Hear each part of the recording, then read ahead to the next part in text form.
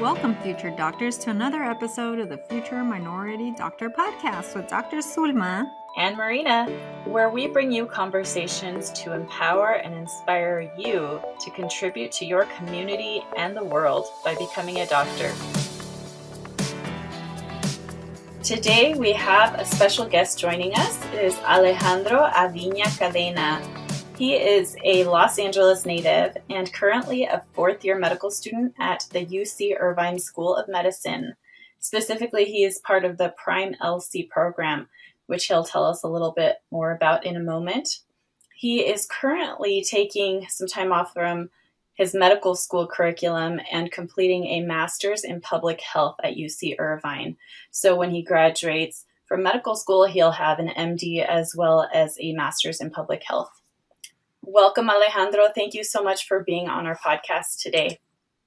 Hi, thank you so much for having me. So, Alejandro, to start off, I mentioned this PrimeLC program that you're a part of. Can you tell us a little bit more about that? Yeah, of course. So the PrimeLC program, it stands for the Program in Medical Education, and then the LC stands for the Latino community. Prime is found in a number of different UC medical schools across California. The one at UCI is specifically for the Latino community, but you have Prime Health Inequities, Prime Rural, Prime Underserved. So at UC Irvine, this is a 5-year program where it includes a master's degree. So that's kind of why I'm in the master's in public health right now. And the first couple years you do with everybody else in your class. So you go through your regular classes, your anatomy, your immuno, your biochem for the first 2 years. You do third year just like everyone else when you start doing like your surgery rotation, your family medicine rotation. After third year is kind of where things split up. So I finished my third year and then I'm currently in my master's in public health year. After this year ends, I'll be going back in June and I'll kind of restart medical school as a fourth year and then graduate next year. So in total, it's a 5-year program with a ton of different experiences built in between. That's wonderful. I love that that type of program exists. How did you find out about that program and what interested you about it? Yeah, honestly, I found out about it just from word of mouth. I came to UCI as an undergrad as well, so I was doing research here, and I was doing research here for about 3 years, and every year there was this group of students that in my head, were just really cool and really had that kind of the mindset that I had wanting to pursue medicine, and they were in the post-bac program here at UCI, and a lot of them ended up pursuing the PrimeLC program and kind of just keeping in contact with them, learning a little bit more about it year after year. That's kind of how I first came to know the Prime program. Why I chose it for me, it was kind of an easy decision. I knew at my core why I wanted to enter medicine, what those reasons were, and to find an entire program like PrimeLC that is dedicated to that mission and that goal that parallels so beautifully with kind of why I wanted to do medicine, for me was kind of a slam dunk. I'm Mexican American, so for having an entire 5-year program dedicated to service and leadership for the Latino community, for me was a no-brainer. Mm. Wonderful. And how are you liking that program so far? Has it met your expectations? Oh, absolutely. I think the program itself has a lot of different parts to it. So they have a CLS course, which is a Chicano Latino Studies course that you're able to have for the first couple years. Every medical school has their How to Doctor course. Ours is called Clinical Foundations, where you learn how to take a history, a physical basics, in the first and second years of med school. Our patients come in and we learn how to do all of those things in Spanish. So all of our standardized patients speak Spanish, which I think is wonderful. So it has a lot of really, really amazing parts of the program. For me, the best part was by far the people that you got to meet. I had this idea of why I wanted to enter medicine, to serve the underserved, and to kind of just sum it up. And to find a program itself was amazing. But then now I entered medical school and now I had a cohort of 16. I had 15 other people right next to me who felt the same way, who had the same mission and the same passion for this community.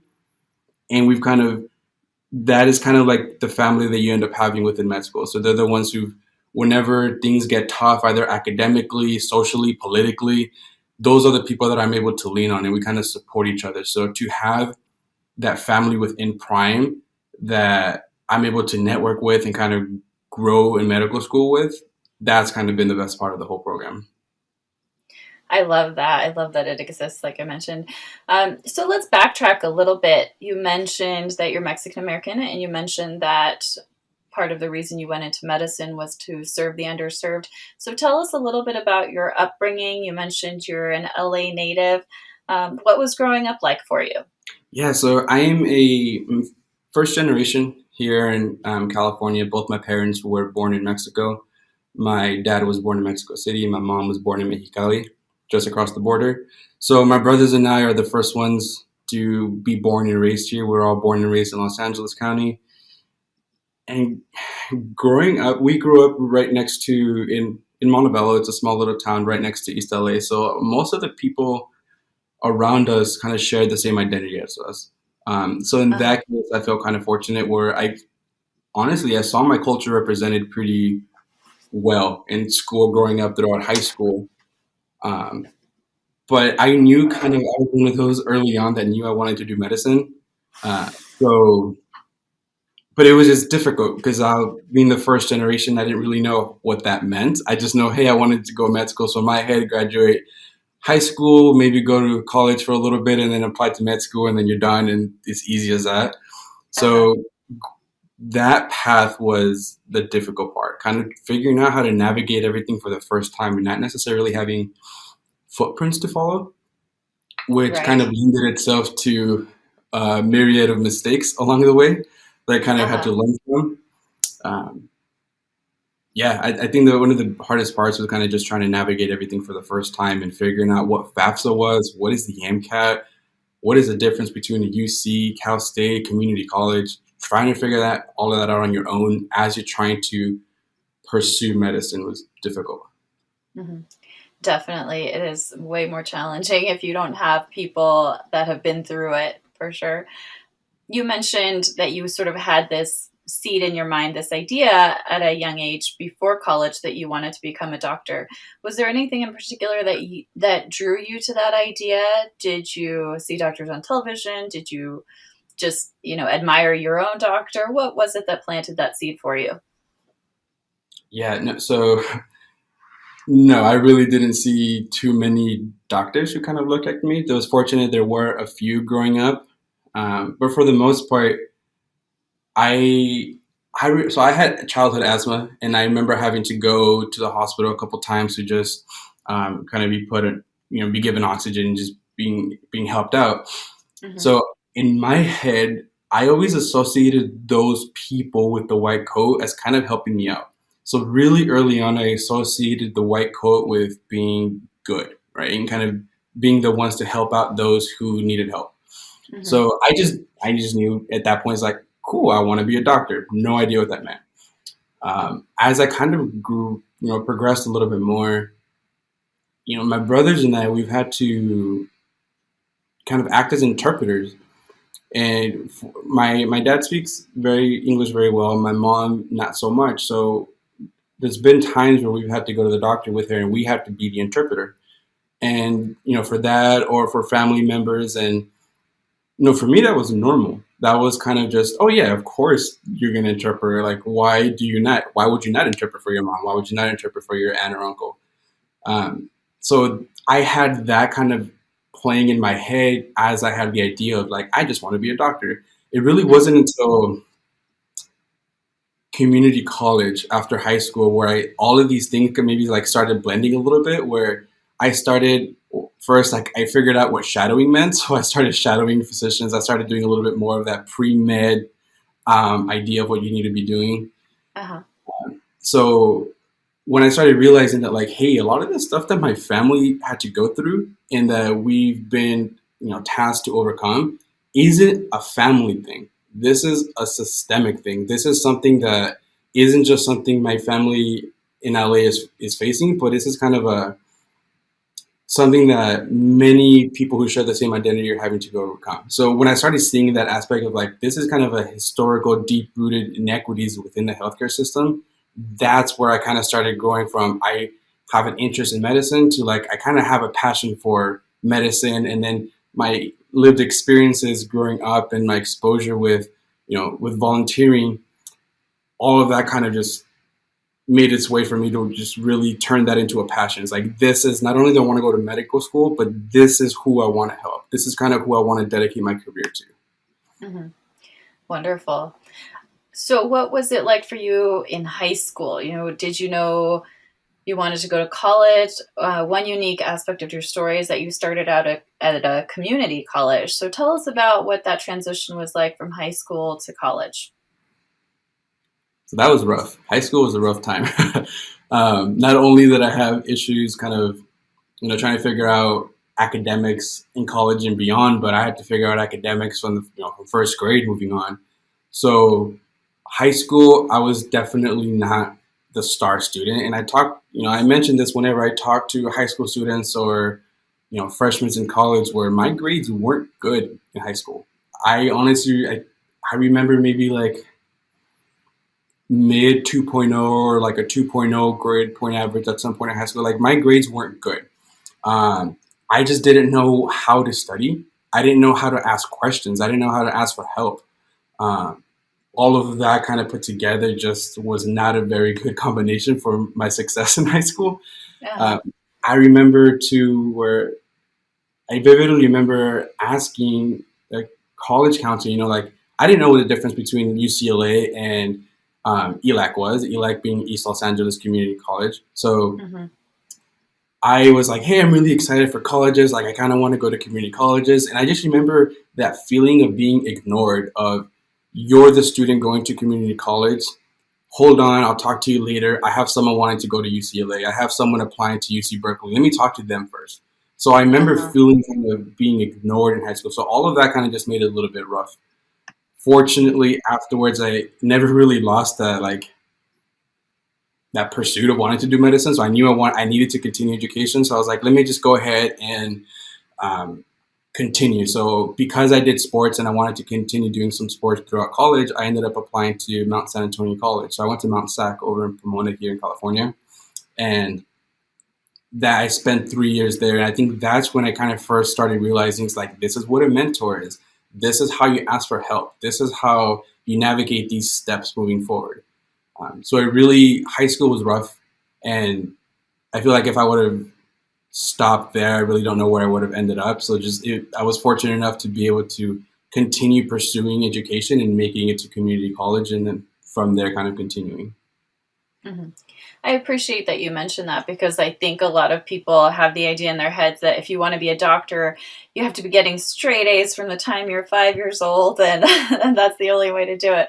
But it's really not true. There are just as many paths to becoming a doctor as there are doctors. So I appreciate you sharing that aspect of your story. So tell us, what was your community college experience like, and then the experience of transitioning to a 4-year university? Community college was kind of when I first started reaching out to professors or teachers at that point. I remember one of the most important person I think in community college was my organic chemistry professor. I remember him specifically, Dr. Newman, my OChem professor over at Mount SAC. Learning OChem and organic chemistry, a lot of people kind of start memorizing. It's like, oh, I need to memorize all of these different things and memorize everything in OChem, versus the way he taught us was, you have to understand how these things happen, right? Like, and this atom or this thing wants to move in this direction because of this, and really thinking about why you want it. So he's the first one who really started thinking about, hey, think about this process. Don't just strictly memorize everything. Really start digging deep and thinking about, why does this happen? Why does that molecule turn into this molecule? There's a reasoning behind that stuff. So I took that class really early on, and I kept in contact with him. And he's actually one of my letter writers 5 or so years later to medical school. So during community college, I was able to balance being in track for a couple years in college and then just balancing my grades. That's when I kind of started learning to, go to tutoring, go to asking for help, office hours. So I started doing significantly better than I was doing in high school. And by the time I got ready to graduate after to transfer after the 3 years, I felt like I had it. Like I knew what I'm supposed to be doing. I knew how to study. I knew how to do everything. So I felt confident when I transferred over to UC Irvine as an undergraduate until a kind of reality just hit me in the head. And it's like, hey, you learned how to study and be efficient at community college. This is a whole different beast. I'm going from taking classes with 10, 20 maybe people in class to 400.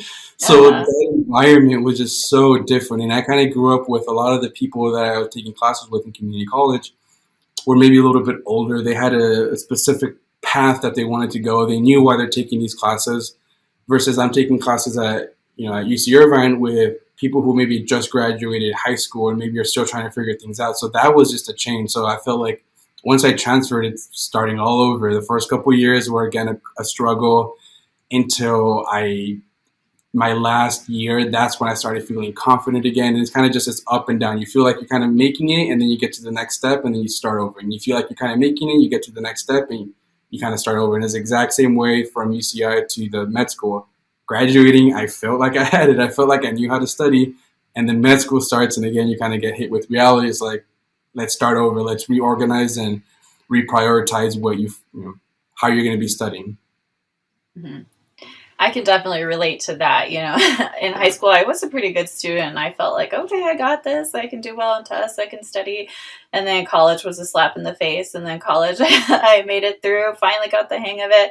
Then med school was a slap in the face. So it's a really common experience.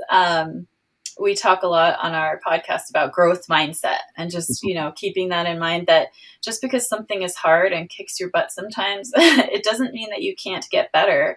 And I Exactly. think your story kind of shows that each step does get harder, but you can do it. You just have to put your mind to it. You have to be willing to persevere, like it sounds you have. Uh-huh. So you mentioned UC Irvine, the transition was difficult.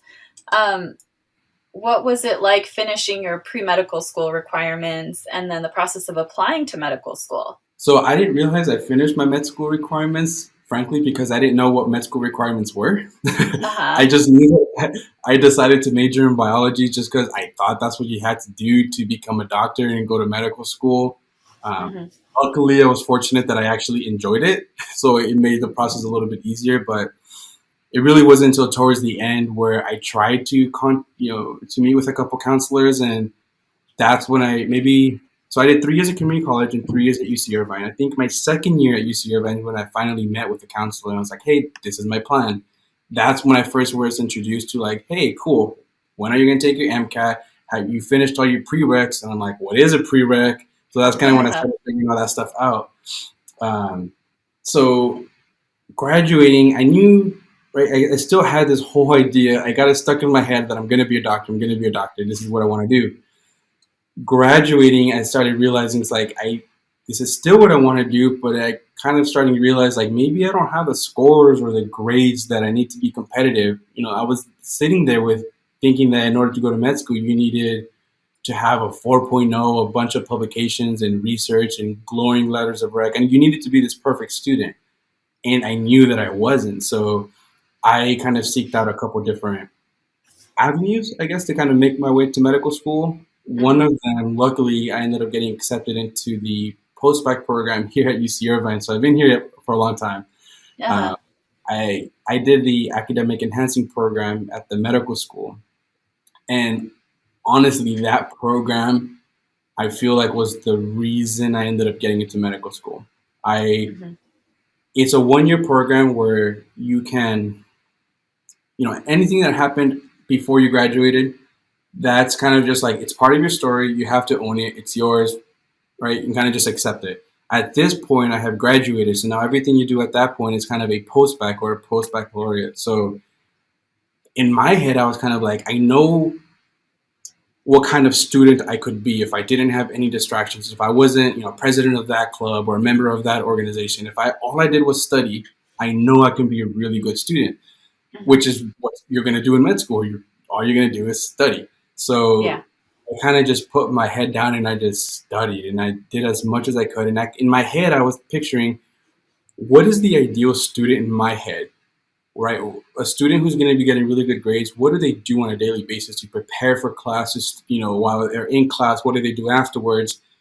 And I just did that. And for me, that was kind of reviewing a little bit before, putting my phone away during class, like sitting in the front row, these little things that added up. And I finished that program with, I want to say maybe like a 3.97, which is, I've never gotten those grades before. So for me, that was kind of validations like, I can do this, right? I just took an entire year of all the classes people typically avoid, like the advanced immunology, advanced biochem, all the classes that you don't really want to take. I had to take them and I excelled in them. So that's amazing, by the way. That's enviable. thank you. So with that, with the mentorship that I got in the program, the resources we got for the MCAT, all this stuff that I wish I had back when I graduated high school, right from the get-go, I got during this program. And because of that, I ended up getting into medical school afterwards. So I owe a lot to the post-bac program to kind of taking a chance on me and giving me that opportunity. I'm glad you mentioned that, because for a lot of students that find themselves in the middle of their undergrad, unfortunately, a lot of us have those hiccups. Maybe we don't do so well in a class or in multiple classes, or we have to work, on the side, and we don't have as much time to dedicate to studying as we want to. But, things can mess up our GPA. And then it's like, oh man, am I ever going to get into medical school with this GPA? But post-bac programs are a wonderful option if you find yourself in that situation, to just give an extra year of coursework, especially advanced coursework, like you mentioned, to prove to a medical school, hey, I have what it takes. And yours at UC Irvine sounds like it really helped you out. But there are post-bac programs across the country. What was it, do you think, looking back on those 3 years at UC Irvine, that made it hard? Part of it was the adjustment you mentioned to the more competitive classes, the higher level classes. What other things made it hard for you to focus on academics, or was it just a matter of learning bit by bit over time?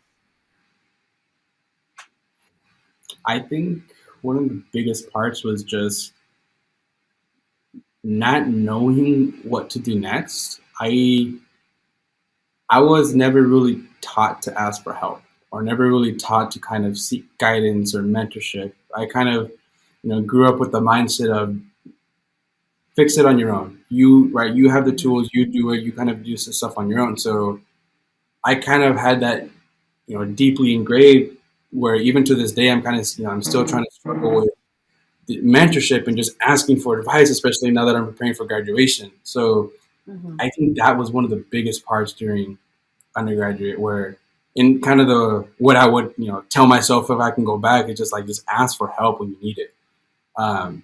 There was just a lot of steps. Either I didn't understand things in class and I was scared to ask for help in office hours because I didn't want to be seen as dumb, or I had no idea, I just walked out of the counselor's office nodding my head like as if I agreed about what prereqs are, not having a single idea what she was just talking about, and scared to go back. All these little things where I kind of just thought I had to go through on my own because everyone else kind of seemed like they were doing it on their own. No one else, you never see anyone else ask for help. So it kind of just started solidifying. It's like, oh yeah, that's not what you do. You don't ask for help.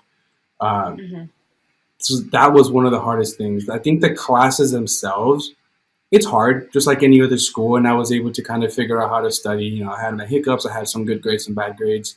But the kind of emotional aspect, or like that mental aspect of, am I doing this right? Should I take this class? Should I take that class? I'm not sure what to do. Hey, this person, I'm in the same grade as them. They're taking the MCAT. What is that? Do I have to do it? How do I study?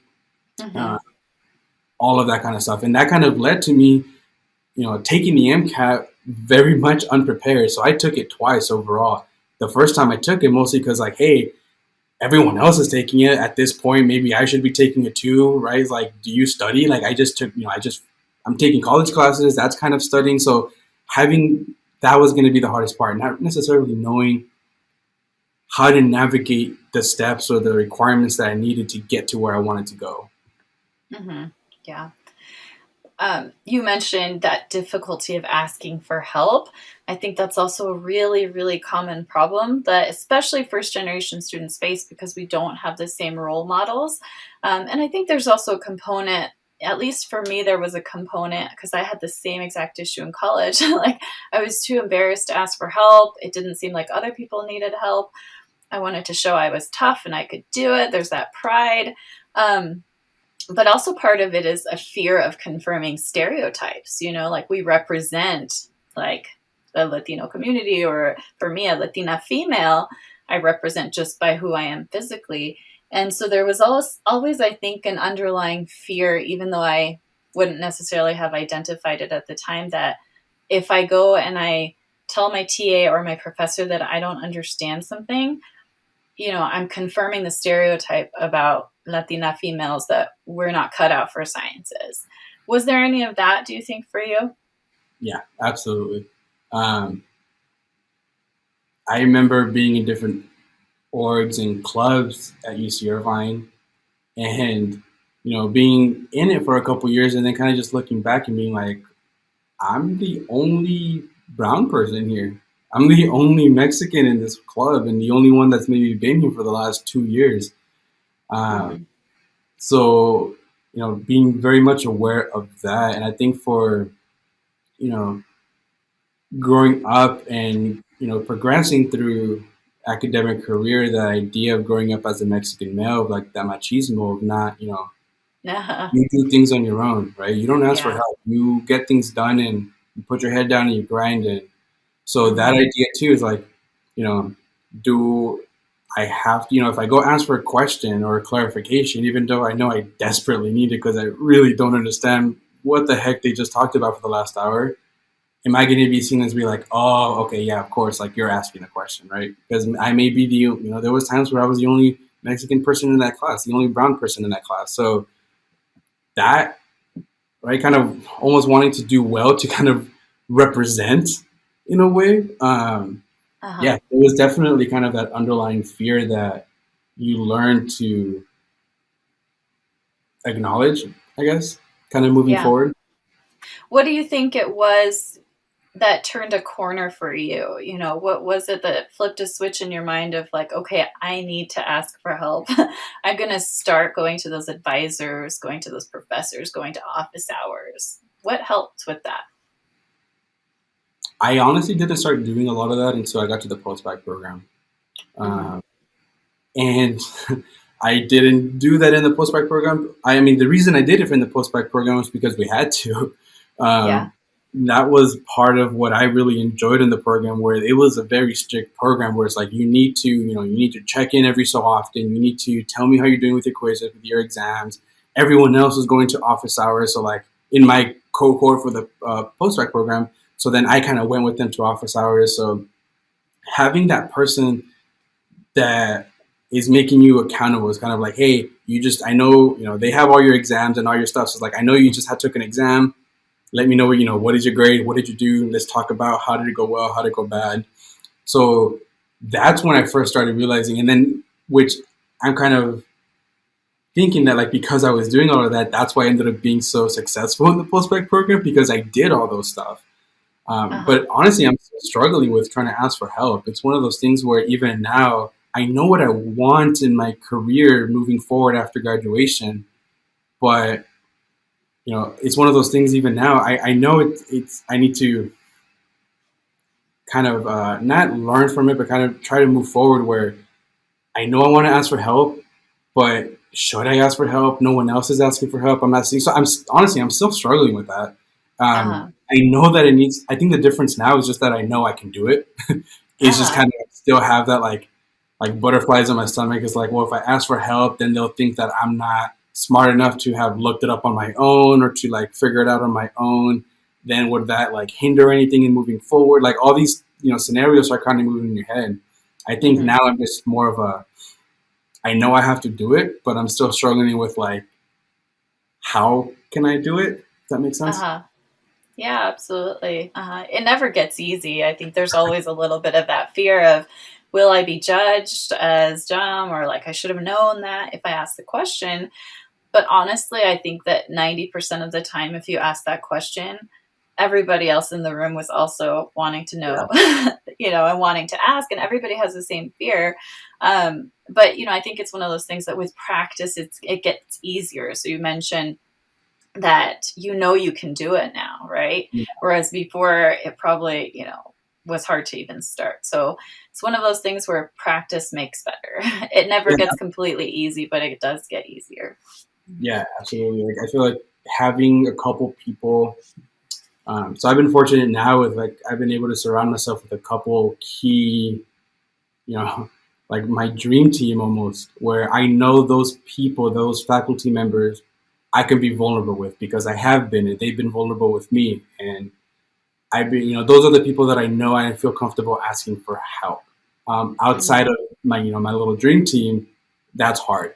But there have been successes, and for any advice would just be just start. Like pick your one person who you feel comfortable with, and kind of just start there and figuring out how you can best, build and maintain these mentorship relationships, and just start off with one person and just see where that takes. And maybe having conversations with that one person you trust will put you in contact with somebody else, and then because your trusted person put you in contact, maybe that's how you're going to start building your network and building that support system. Mhm. I'm glad you mentioned mentorship. Thinking back through, you mentioned a community college OChem teacher who was a bit of a mentor, at least inspiration to you. What about during your university years at UC Irvine or your postbac? How is it that you found mentors for yourself? Was it hard to approach people? How did that happen? Looking back, the biggest mentor I had um, during my time in undergrad was when I was doing research. So I worked in a lab with professor here, Dr. P.R.I.M.E, and I started research with him really early on, maybe like a couple months into transferring to UCI, and I stuck with it for the next 3 years just because, it was one of those things where just having conversation, like frank conversations with him and with everyone else in that research group, and everyone kind of like, um, not necessarily sharing the same identity, but everyone kind of just being respectful and sharing and, opening up, that I felt that I knew that was the one person that I can kind of reach out to if, things happen or if whatever. So that was my biggest mentor in the first couple, throughout my entire undergraduate career. Because I did transfer, I didn't feel like I was able to, and that kind of goes back again to like my mentality is like I really didn't have that many mentors in undergrad, just because I thought that like, hey, all your mentors you really got as freshmen, but I'm coming in through years like I'm technically a junior. Can Mhm. I get a mentor? Can I not? Like, how does that really work? And even if I do, what questions do I ask? So it was really my group in the research, and then with that specific PI and being able to just have that safe space. That's kind of, for me, that was the main mentorship that I got, was through my research. Uh-huh. Yeah, and that's a wonderful way to, really develop a relationship with the mentor is through research because, with your professors in these classes, like you mentioned, 300, 400 students, how much of a one-on-one relationship can you really have with your professor? Yeah. Whereas in a research lab, like you're working closely with that person. So I think that's a wonderful way to get a mentor and develop that relationship. So obviously you went ahead and took the plunge, applied to medical school. What was that process like? Were you worried that you wouldn't get in? Did you get in on your first try? What was that like? Yeah, so my path into medical school was different because I did the post-bac. So I finished the post-bac, and so basically I finished it, I want to say spring of 2017. That's kind of when I finished the post-bac. I had my white coat ceremony fall of 2017. Oh So wow. I was the program that I went through isn't the linkage program. There's no guarantee. There's no guarantee for admission. Uh-huh. Honestly, and what I'm saying is like the program we just meant so much. It's just my stars aligned that one year where the stuff, being able to talk to them and showing them who I am and doing good on my exams and my tests and my MCAT, and just kind of, almost like a year long interview with the program because they're associated with the medical school. I was just really, really fortunate enough that there was a couple seats open at that time, and they just asked like, "Hey, we like you. Um, we just need take the MCAT. We'll see how things go." MCAT fortunately went well. Kind of got the call, and I was like, "Hey, we like your MCAT. Would you like to go to med school?" And I was like, "Yeah." Uh-huh. So my path was a little, I was really, really lucky for that to happen because I got the call. I don't know why I still remember this. I got a call like on a Tuesday and saying it's like, hey, congratulations, you got into med school, kind of celebrated. You start Prime on Thursday. Come back to Irvine because you start Uh-huh. new classes on Thursday. And I had moved back to LA at the time, so I was the whole summer I was just driving back and forth with a big old smile on my face with like an hour traffic to Irvine, an hour traffic back. I didn't care. I was Uh-huh. super excited. Oh, Um, how exciting. Yeah. but before all of that happened, I was making my list of medical schools, and a lot of the things I was taking into account was how many can I even apply to?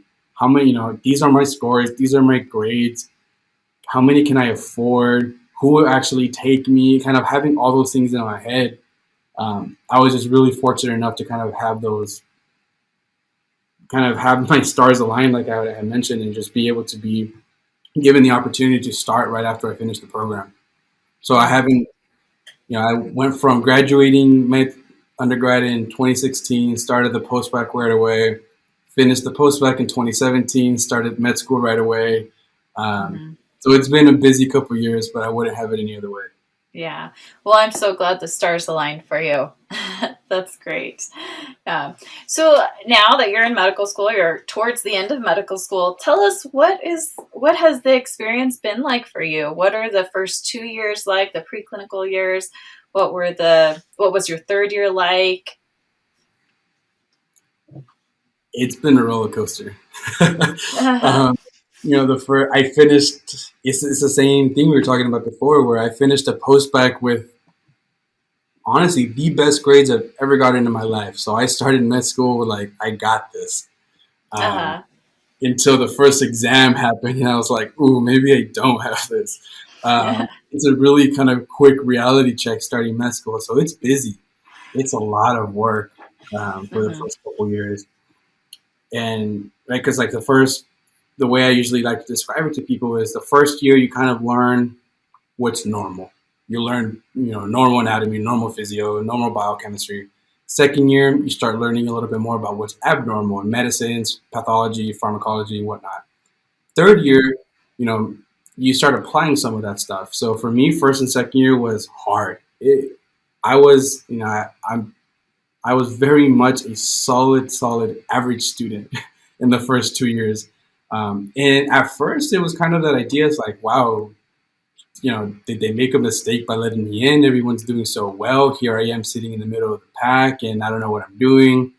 And then I kind of took a step back where I remember community college and thinking, it's like, wow, med students are, they're it. They're this, the cream of the crop. They're Uh-huh. super smart. And I started thinking about that. I was like, I'm surrounded by, 100 other super kind and smart people. I'm average of those people. So like, I'm really happy. Like I'm a average, Uh-huh. very smart person. So like, I kind of started thinking about that myself. Like, look, yeah, I'm average, but I'm average at a medical school. That is okay. Um, so at that point on, I was kind of just, the first 2 years I was balancing my mental health and school. I wanted to do well and I wanted to learn as much as I can. But in my head, I wasn't going to do it at an extreme where I kind of jeopardized happiness or jeopardized, my mental health essentially. Um, so I found that sweet balance. I knew I could have done maybe a little bit more, but I don't know if I would have been as happy in the first 2 years. Um, Mm-hmm. so for me, that was a perfect balance. A solid average scores the first 2 years of med school, and I kind of, I left okay, and I left happy.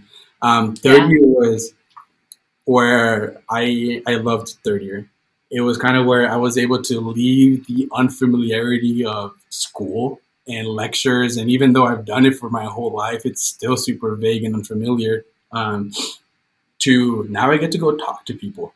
And that's kind of when I started, getting the feedback from residents and attendings and from patients. And that's third year kind of started validating. It's like, oh, okay, like maybe I'm not necessarily just one of those average students getting average scores. Like I have something to give. Like I have a unique skill set. So when I was starting to, 4 a.m, waking up patients because of surgery or something, being able to talk to them and learning about their story, speaking Spanish to them and seeing them light up and like seeing the stress literally kind of just fall off of their shoulders.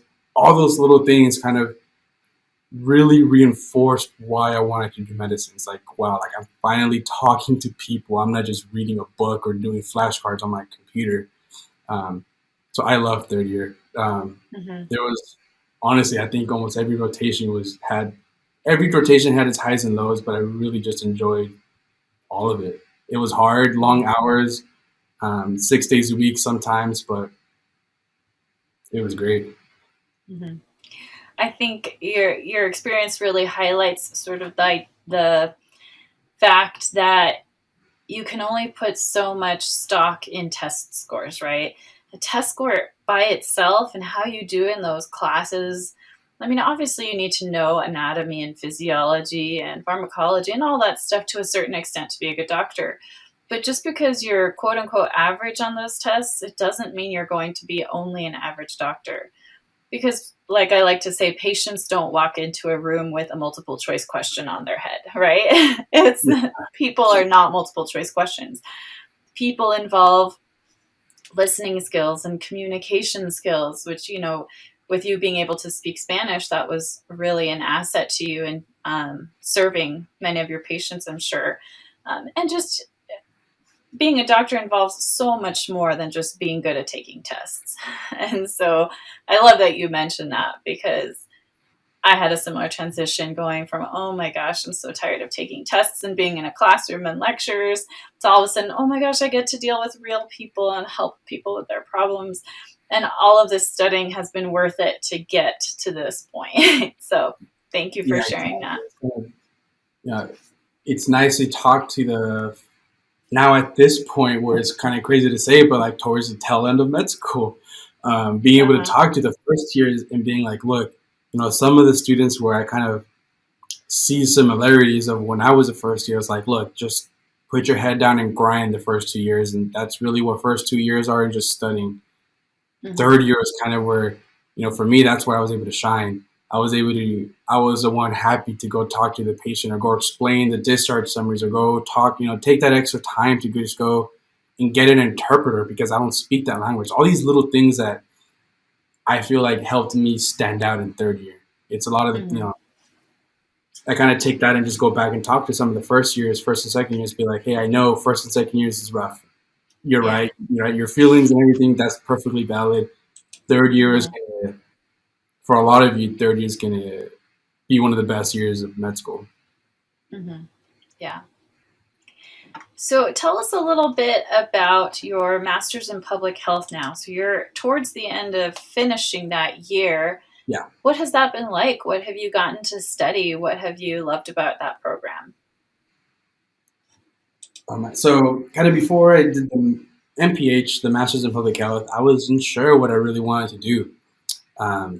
I was debating between Master's in Business and Master's in Public Health, and I wasn't sure. So one of those members of my dream team, my mentors, I just asked, I have no idea what to do. And it was for me, it was a really cool thing where I was shadowing at the time, and, she got 2 residents. I was like, hey, this resident got an MBA, this resident has an MPH. I need you two to talk to Alejandro and help him figure out his life. So I just explained, this is kind of what I want, how I see my career in the future. This is what I want to do with my specialty, with my job, and so on and so forth. And the MBA person was like, MBA is not for you, man. Go get an MPH. So I ended up at the MPH, and I'm really happy with the decision. A lot of, my reasons for medical school was like serving the underserved and kind of being a champion and an advocate for patients. I knew I had a lot of these feelings of what I wanted to do, but I never had the language of how to describe them. For example, like doing, we did a research project and we worked with the community, and this idea within our group is like, hey, once we finish the research, we want to go back and talk to the people who helped us and make sure we communicate with, now I know that, community-based participatory research, and I'm able to have the language to be able to communicate a lot of this stuff in an academic setting. I'm able to, have the tools and the frameworks to be able to build programs, to do like needs assessments, to figure out a lot of these things that I want to do in the future for the, working with the community and in the hospital and the medical schools. I feel like the entire MPH year is kind of just like, filling up my toolbox with how to do certain things, how to talk about certain things, who are going to be the key stakeholders for this, who's going to give you the money for that, who's going to be the ones that you have to convince to get a buy-in. So I think it's just my opinion that I feel like every med student should have some sort of public health training. So I'm just really happy with kind of the year that's, I'm a little bit more than halfway now, and I've learned so much more than I thought I was going to. Mm-hmm. Wonderful. Has it been a little bit of a break from sort of the grind of medical school for you? Yeah. Yeah, because medical school, it's really just, you got to memorize and you got to study and just you're constant, go, go, go, go. The MPH is still hard, right? It's not an easy year, but it's different where, for example, this quarter, I want to say maybe like 4 10-page papers that I have to write, which seems like a lot, but I have 10 weeks. I can like sit down and I finish most of them in like the first 4 weeks. So kind of, you have a lot more free time. So it's busy work, but it's different. It's a lot more reading and writing than you do in med school. So it's hard in that regard because I haven't had to read and write that much for a long time, but it's also not, wake up and study 12 hours a day, constantly on my computer doing flashcards and doing test questions. So it's still difficult, but there is that almost kind of a side, like I can just take a break and I'm not just on 24/7, which is nice, but I'm kind of starting to miss the hospital. I'm kind of starting to miss that a little bit. Yeah. Yeah. Well, in just a few short months, you're going to be back in the hospital starting your 4th year as a medical student. So it sounds like you're looking forward to that. What lies ahead for you? Obviously, in 4th year, you start to apply to residency programs. Tell us about what specialty you'll be applying to. Yeah, so I will be applying to emergency medicine. So this summer, I'm going to start with some rotations in the emergency department, and then this fall I'll be submitting my application. Mm-hmm. Where would you like to end up if you had the choice? Honestly, I don't know. I think the way there's a couple programs in my head that I'm really interested in. But the way I'm currently thinking about it is I know what I want my career to look like. I know I want to pursue faculty positions. I want to do like leadership or administrative positions. I want to have the opportunity to work with the community. I want to do all these things in my head in the future.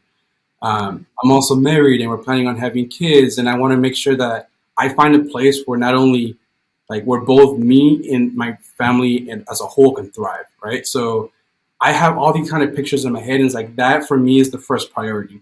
This is kind of what I want. This is what I want my career to look like, and this is what I want for my family. Then I'm going to start to figure out okay, which programs fit that. So I'm using as my first priority just family and kind of my vision for the future, and then figuring out it's okay, out of that, maybe these, for example, 30 programs allow me to have that. Out of these 30, which ones do I actually like? Which ones, do I want to live in the snow? Do I want to stay in California? Where do I want to go? So that's kind of what I'll start narrow things down. I think, right now everything's kind of open because we haven't had interviews yet. Maybe at this point next year when I've had all my interviews and I know which programs are more, which ones I'm going to be ranking to match, that's when I'm going to start figuring out, it's okay, well, I have these 12 to 15 programs. Which one fits best with my ideal view of my future? Sure. So that's kind of how I'm picturing it right now. And right now there's a couple programs I like, but I have no idea where I'm. Well, that's great. It's good to keep an open mind anyway, because if you get your heart set on one program and you don't get in, then that's even harder. Yeah. So I'm glad you're keeping an open mind. If you don't mind me asking, what is it that drew you to the field of emergency medicine? Yeah, so I didn't come into med school wanting to do emergency. I actually came in, I came in wanting to do pediatrics. Honestly, my idea switched so much in the first couple years. I really started getting interested in EM. I first found out about EM, first year when I was shadowing. And so that's when it just first kind of a blip on my radar. as I kind of progress through school, like a lot of med students are like, well, I want to do this. Never mind, I want to do this. And you kind of just honestly just rotate specialties in your head until graduation. And that's kind of what you end up with. So for me, I knew that I wanted something that has kind of a balance between clinical work, and for me, like clinical work that excites me, and community work. I never envisioned my career to be just in the hospital. It's almost kind of just using that platform of being a doctor and having that knowledge to be able to go outside of the hospital and make a difference and work, public health, public policy at the medical school, something outside of the hospital. So the more I kind of started learning about, social determinants and having that language about like health inequities, systemic racism in medicine, for me, a lot of my mentors were also emergency medicine physicians. So shadowing with them and seeing them ask these questions in the ED where, they're prescribing someone a medication, and then the very next question is, hey, this medication costs X amount. Is that affordable? We also have these other options. Or, hey, this is uncontrollable, so-and-so, that might be related to food. And then talking about food insecurity. And I was like, who asked these questions? Like, I've never seen another physician ask these questions. And just for me, I kind of fell in love with that dual responsibility of the emergency medicine physician, where, you have an acute emergency and I can help you in the hospital, and I have the tools and resources to help you in the hospital. But I also, at least I feel, that emergency physicians have a responsibility to also step out of the hospital and go help those, right? There's a safety net. You see everybody and anybody in the ED. So for me to be able to have the opportunity to step outside of the hospital and make a difference out in the community that can maybe prevent some of those acute emergencies, that's kind of when I started this is it. This is for me. I love the aspect of the ED, the organized chaos of the emergency department. So I fell in love with, I really, really like that. When I started figuring out, it's like, hey, I can do that and be a social advocate and work with the community. At that point, I was sold. Mm-hmm. That's great. I love that. And I love that you had some good role models that were asking those questions about things like food insecurity and can you afford your medicine? That sounds wonderful that they were aware enough to be doing that. One of the most common questions I get from, high school and college students that are considering being doctors is, how did you pay for medical school? So if you don't mind us asking, obviously it sounds like you came from more humble circumstances, like many of us did. How did you pay for school? No, yeah, I'm very much an open book. I feel like a lot of this information is almost like privileged information, and unless you know somebody in it, then you don't really know. So I'm happy to answer all these questions because I didn't know any of this. So I'm paying through school through the government. I'm just paying through loans.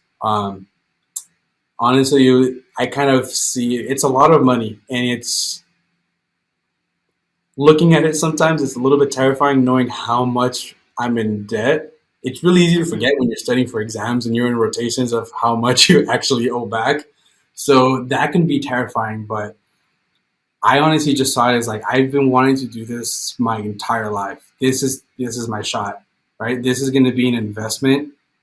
In the way, so I'm really just paying this through loans. I get a chunk of financial aid at the beginning of the quarter. We divvy that up with this is much going to go to rent, this much goes to groceries, this much goes to just being happy going out to the movies and all this pre-COVID fun stuff. And then just saving the rest. So being able to, that's kind of just how we're living. Not almost like quarter to quarter, trying to figure out whenever financial aid comes in. The school has a really good financial aid program. They're able to help you out. The P.R.I.M.E program offers some financial aid help a little bit. And it's, one of the